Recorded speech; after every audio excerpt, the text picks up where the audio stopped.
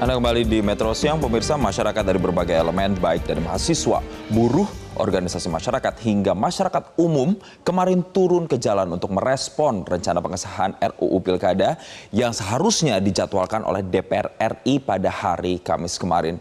Urung dilaksanakan rapat paripurnanya, pihak DPR yang diwakili Wakil Ketua DPR RI Sufmi Dasko mengatakan bahwa pengesahan RUU Pilkada batal. Kita akan kupas tuntas lengkapnya pemirsa dalam Usai Orasi RUU Pilkada Batal Direvisi. Atau cara bacanya lebih baik begini ya pemirsa. Usai Orasi RUU Pilkada Batal Direvisi. Kenapa ada tanda tanya di situ? Karena mungkin banyak dari kita, banyak dari masyarakat yang juga masih menilai mungkin ada saja manuver-manuver yang masih bisa dilakukan. Bagaimana kita menafsirkannya? Kita akan lihat pemirsa dalam slide pertama. Saya akan ajak Anda untuk kemudian mereview kembali apa sebenarnya hasil dari pembahasan di balik DPR 2 hari yang lalu.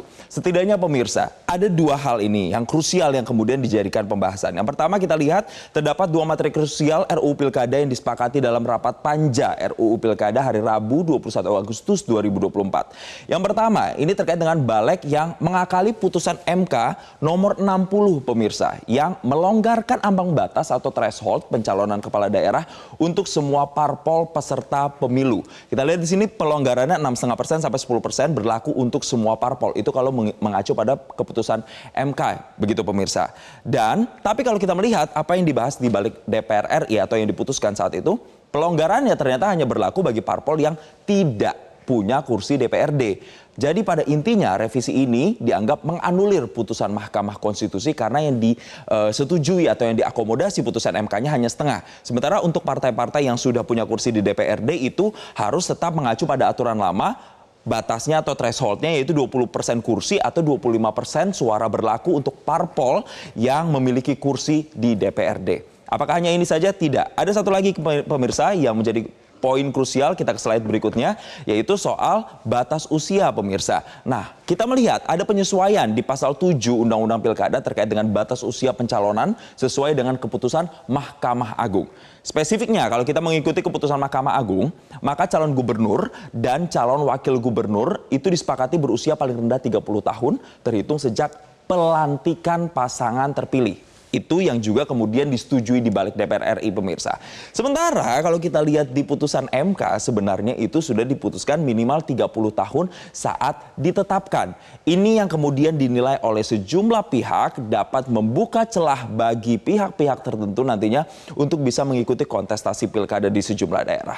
Kita lihat lagi pemirsa ke slide berikutnya yaitu terkait dengan apa hasil rapat kerja balik yang dibahas di RUU Pilkada. Dan tentunya tadi saya sudah simpulkan sedikit bahwa balik menyepakati atau mengikuti putusan MA ini minimal usianya calon kepala daerah dihitung sejak tanggal pelantikan.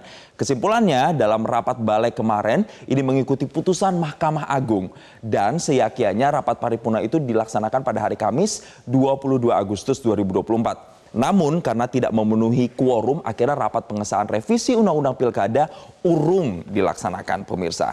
Nah, kita memetakan lagi sebenarnya partai-partai mana saja yang ternyata dalam tanda kutip setuju untuk pembahasan revisi Undang-Undang Pilkada. Dari fraksi-fraksi yang ada 8 parpol yang setuju dan ada 1 yang menolak yaitu PDI Perjuangan. Dalam pengambilan keputusan ini sekali lagi 8 fraksi menyetujui keputusan tersebut, hanya fraksi PDIP yang tegas menolak. Dan fraksi PDIP berpendapat bahwa pembahasan RUU ini terkesan masih jauh dari prinsip keterlibatan partisipasi masyarakat dan juga dalam pengambilan keputusan di rapat panja tersebut dihadiri juga oleh perwakilan dari pemerintah. Antara lain ada Menkumham, Supratman Andi Atgas dan juga Mendagri Tito Karnavian yang kita lihat memang sejalan antara pemerintah dan juga DPR dalam pembahasan ini. Dan kemudian pemirsa kita lihat lagi apa sebenarnya yang disampaikan oleh perwakilan dari PDIP terkait dengan ini. Kami mengutip dari pernyataan M. Nurdin, anggota balik DPR RI, fraksi PDIP yang menyatakan ini bisa jadi presiden buruk terhadap hukum. Karena di berbagai negara manapun tidak ada lembaga politik yang mengotak-atik keputusan Mahkamah Konstitusi yang telah final dan binding. Artinya memang dia setuju dengan pendapat dari sejumlah pegiat demokrasi yang bahwa keputusan MK itu harus dijalankan agar kemudian pilkada-pilkada yang berlangsung ini berlangsung secara konstitusional. Nah, selain itu pemirsa, masih dari PDIP juga kita melihat ada lagi kemarin di momentum yang sama dengan orasi yang dilakukan oleh masyarakat, ada pengumuman yang disampaikan oleh PDIP terkait dengan 169 calon kepala daerah yang nantinya akan berkontestasi di pilkada di 2024. Dan tidak hanya itu saja, PDIP sendiri mengatakan akan mengirimkan nota penolakan terkait dengan rencana pengesahan dari pembahasan RUU Pilkada tersebut. Nah, kalau kita kembali lagi ke pengumuman kemarin pemirsa, Ketua Umum PDI Perjuangan yaitu Megawati Soekarno Putri ini juga mengumumkan ada 169 calon kepala daerah, termasuk 6 bakal calon gubernur untuk bisa maju di pilkada serentak. Sementara ketika membacakan nama-nama tersebut, Sekjen PDIP Hasto Kristianto ini menyatakan untuk wilayah yang besar seperti Jakarta, Jawa Tengah, dan Jawa Timur ini masih menunggu keputusan Megawati Soekarno Putri. Artinya ketika banyak dari kita yang berspekulasi apakah nantinya nama Anies Baswedan yang selama ini mentereng akan diusulkan dalam Pilkada Jakarta, nampaknya masih menunggu keputusan dari Megawati Soekarno Putri apakah akan mengajukan atau tidak. Berikutnya pemirsa, dari orasi yang sudah dilakukan, dari berbagai dinamika yang terjadi kemarin, bahkan pengerusakan pagar di DPR baik dari depan dan juga belakang, orasi yang dilakukan di sejumlah daerah. Akhirnya malam harinya Wakil Ketua DPR Sufmi Dasko Ahmad mencuitkan. Ini saya ambil pemirsa dari apa yang ia cuitkan di platform media sosialnya, menyatakan bahwa pengesahan revisi Undang-Undang Pilkada yang direncanakan hari ini tanggal 22 Agustus alias kemarin batal dilaksanakan dalam huruf besar. Oleh karenanya, pada saat pendaftaran pilkada pada tanggal 27 Agustus nanti, yang berlaku adalah keputusan Judicial Review Mahkamah Konstitusi atau MK yang mengabulkan gugatan Partai Buruh dan juga Partai Gelora. Artinya, sampai dengan statement ini banyak yang berpendapat bahwa DPR memastikan pengesahan RUU Pilkada batal dilaksanakan dan putusan MK soal pilkada akan berlaku. Untuk itu, ia memastikan saat pendaftaran calon kepala daerah untuk pilkada 27 Agustus mendatang bakal menerapkan putusan MK. Dan diharapkan oleh masyarakat tidak ada manuver-manuver lain nantinya menjelang pendaftaran pada tanggal 27 Agustus 2024. Lalu bagaimana kemudian dari KPU sendiri sebagai penyelenggara pemilu? Apa statement yang disampaikan? Kita melihat dari pernyataan Muhammad Afifuddin, Ketua KPU RI, yang menyatakan KPU menyiapkan draft revisi PKPU. Jadi sebenarnya sudah ada draft yang juga sudah disiapkan terkait dengan pencalonan kepala daerah.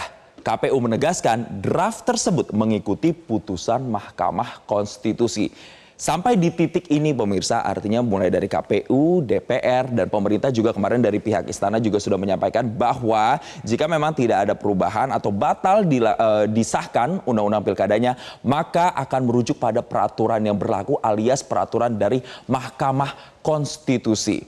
Tapi tentu ini bukan berarti pengawalan kita dari masyarakat langsung berhenti. Jangan sampai tanda tanya yang ada di sini tetap menjadi sebuah tanda tanya. Kita harus kawal, kita harus ubah, dan ini benar-benar harus menjadi tanda seru. Yang artinya memang undang-undang pilkada atau rancangan undang-undang pilkada batal direvisi.